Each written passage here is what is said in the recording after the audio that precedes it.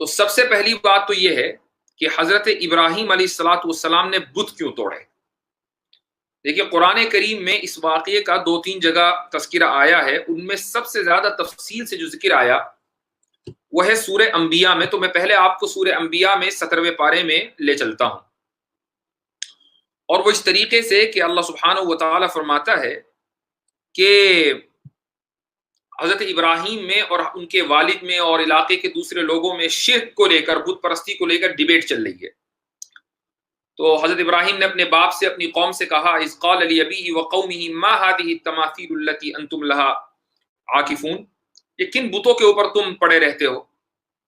یہ بھی کوئی معبود ہوئے؟ تو ان کے پاس اس کے علاوہ کوئی دلیل نہیں تھی کہ وجدنا آباءنا لها عابدین، ہمارے باپ دادا یہ کام کرتے آ رہے ہیں تو ہم بھی یہ کر رہے ہیں، اس میں کون سی نئی بات ہوئی؟ یہ ان کا جواب تھا۔ تو حضرت ابراہیم نے کہا کہ تمہارے باپ دادا اگر گمراہ تھے تو کم سے کم تم تو گمراہ نہ ہو، کیا تمہیں اوپر والے نے عقل نہیں دی؟ لقد کنتم انتم وآباؤکم فی ضلال مبین۔ تو یہ گفتگو چل رہی ہے، ڈیبیٹ چل رہی ہے پہلے سے۔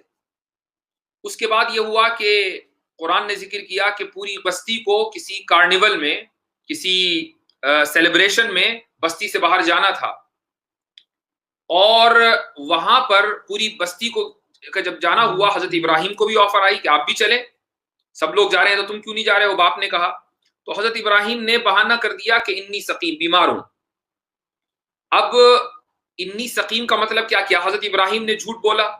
یہ جھوٹ نہیں ہے، اس کو ہم توریہ کہتے ہیں۔ توریہ کا مطلب یہ ہے کہ ایسا جملہ کہ جس کے دونوں معنی ہو سکتے ہیں۔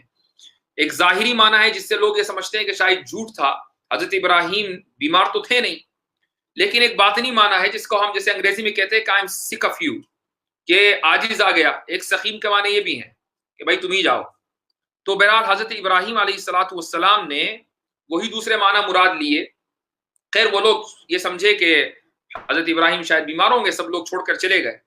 حضرت ابراہیم کا پلان یہ تھا کہ جب یہ لوگ جائیں گے تو میں بتوں سے نمٹوں گا، چونکہ بتوں کے بارے میں، ان آئیڈلز کے بارے میں ان لوگوں کا عقیدہ یہ ہے کہ یہی دراصل معبود ہیں اور یہی ان کو کھلاتے پلاتے ہیں۔ تو آج دیکھتے ہیں کہ ان بتوں کے اندر کتنی عقل ہے۔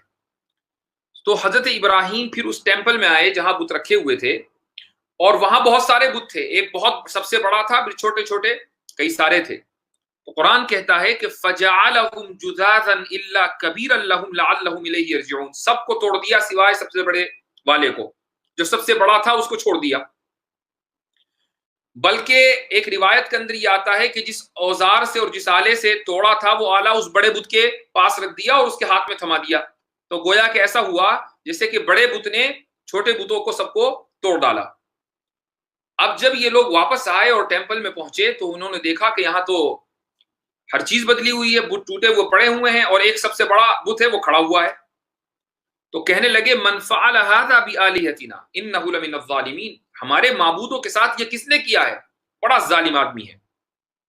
اب دیکھیے حضرت ابراہیم کا تذکرہ ایک دم آیا، کیوں؟ اس لیے کہ پہلے سے حضرت ابراہیم کی ڈیبیٹ اس موضوع پر ان کے ساتھ چل رہی تھی۔ تو کہنے لگے کہ سمعنا فتى يذكرهم يقال له ابراہیم، ہم نے ایک نوجوان کے بارے میں سنا ہے، اس کا نام ابراہیم ہے، وہ ان بتوں کے خلاف بہت بولتا رہتا ہے۔ تو لوگوں نے کہا کہ ٹھیک ہے لے کر آؤ، قالوا فأتوا به على اعین الناس لعلهم يشهدون، وہ بھی تو دیکھیں کہ اس شخص نے ہمارے بتوں کے ساتھ کیا کیا۔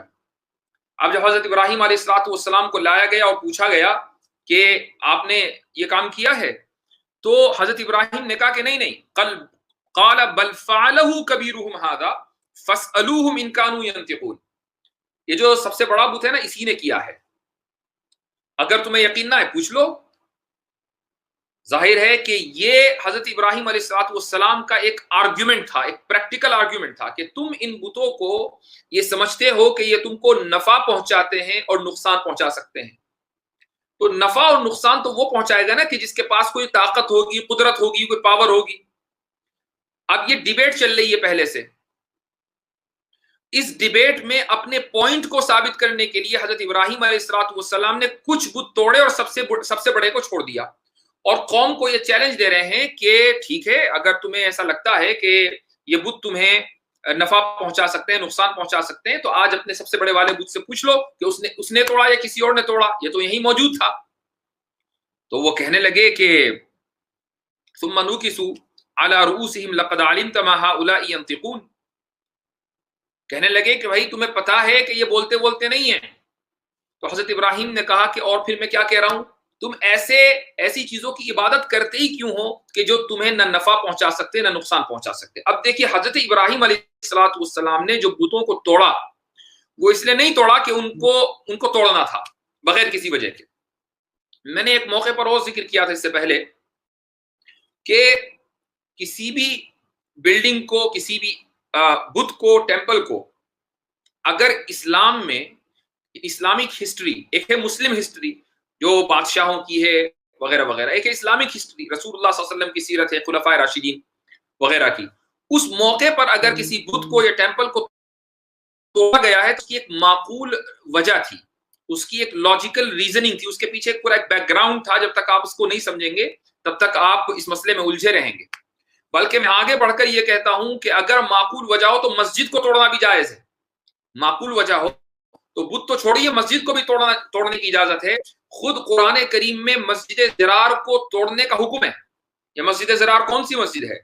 نبی کریم صلی اللہ علیہ وسلم کے زمانے میں مدینے میں منافقوں نے ایک مسجد بنا لی تھی.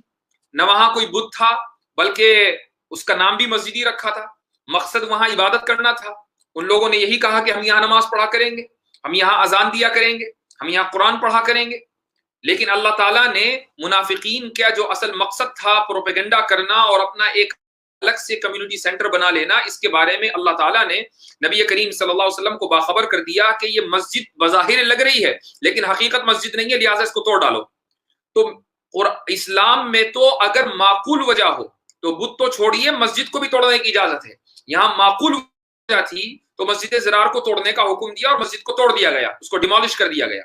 حضرت ابراہیم علیہ السلام کے قصے میں بھی ایک معقول وجہ ہے، اور وہ معقول وجہ یہ ہے کہ مشرکین یہ دعویٰ کر رہے تھے کہ یہ جو بت ہیں یہ سنتے ہیں، سمجھتے ہیں، یا ہمیں پروٹیکٹ کرتے ہیں، یا ہمیں نفع دیتے ہیں، یا ہمیں نقصان پہنچاتے ہیں. اب حضرت ابراہیم یہ کیسے ثابت کریں کہ نہیں یہ جو تم سب کہہ رہے ہو یہ سب کا سب جھوٹ ہے، یہ صرف تمہارا عقیدہ ہے؟ تو اس کو ثابت کرنے کے لیے حضرت ابراہیم نے کچھ بتوں کو توڑا. یہ یاد رکھیے کہ حضرت ابراہیم کو اگر بتوں کو ویسے ہی توڑنا ہوتا بغیر کسی ریزن کے تو وہ سب سے بڑے والے کو توڑتے. انہوں نے سب سے بڑے والے کو باقی رکھا، چھوٹے والوں کو توڑا. یہ اس بات کی دلیل ہے کہ حضرت ابراہیم توحید کے تعلق سے ایک پوائنٹ وہاں بتانا چاہتے تھے. یہی وجہ ہے کہ بڑے والے کو چھوڑ دیا، چھوٹے والوں کو توڑ دیا، تاکہ قوم کو یہ سمجھ میں آ جائے کہ بت بذات خود یعنی ان کی حیثیت اور دوسرے پتھروں کی حیثیت میں کوئی فرق نہیں ہے، وہ کسی بھی طرح کا نہ نفع پہنچا سکتے نہ نقصان پہنچا سکتے. لہٰذا اگر کوئی شخص اس واقعے کو سن کر اور اس واقعے کو پڑھ کر اسلام پر یہ اعتراض کرنے لگے کہ بھئی مسلمانوں کا تو شیوہ یہی ہے، یہ تو ہمیشہ بتوں کو توڑتے آئے ہیں، جہاں انہوں نے مندر دیکھے مندروں کو ڈیمالش کر دیا، یہ چیز غلط ہے. یہ اسلام میں کسی کے بھی عبادت خانے کو توڑنا بلا وجہ جائز نہیں ہے، اور اگر وجہ ہو تو اپنے عبادت خانے کو بھی توڑنا جائز ہے. میں نے مسجد کی مثال دی، مسجد ضرار کی. تو کنسسٹنسی ہے اسلام کے اندر. ایسا نہیں ہے کہ بغیر کسی وجہ کے یہ مسلمانوں کو لائسنس دے دیا جائے اور کھلی چھوٹ دے دی جائے کہ وہ واہی تباہی پھیلاتے پھریں.